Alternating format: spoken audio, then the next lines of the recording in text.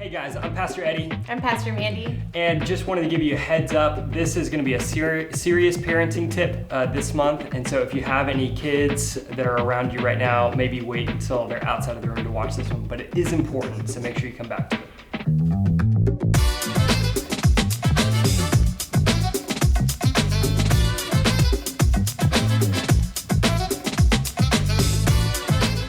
Sometimes parenting is going to be hard.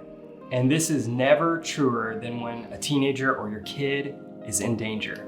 And if you ever suspect or know that your teenager or kid or another child out there is being harmed or is causing harm, your quick response is so important. But what should you do? And when? And under what circumstances? How do you know you're not overreacting or underreacting? Well, the good news is that your local government, your schools, and our church already has some strategies in place. And so if you're not sure what they are, then ask. But in general, here's what you should do to report a dangerous situation.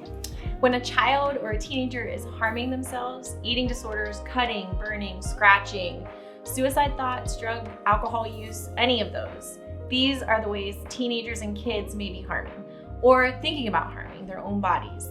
Look for physical signs and listen for any concerns, comments, jokes, or questions teenagers and kids might verbalize. Yeah. And the second thing is this, when they're harming others, so whether that's hitting, biting, bullying, online harassment now, physical, emotional, even sexual abuse, even our teenagers, even our kids, the ones that we love are capable of those behaviors that go beyond typical childhood or adolescent conflict. And we need to confront it if we suspect or hear about it. Yeah, number 3, when they're being harmed, it might seem unlikely that your teenagers and kids could even become victims of bullying or online harassment, grooming, physical or emotional abuse, or sexual abuse. But statistically, it's very possible. The signs of abuse can vary though. So be on the lookout for anything that sounds dangerous, painful, or manipulative. As a community, it's our responsibility to do everything in our power to keep our kids safe. So please be aware, be ready to act, and know how, where, and when to call in for reinforcements.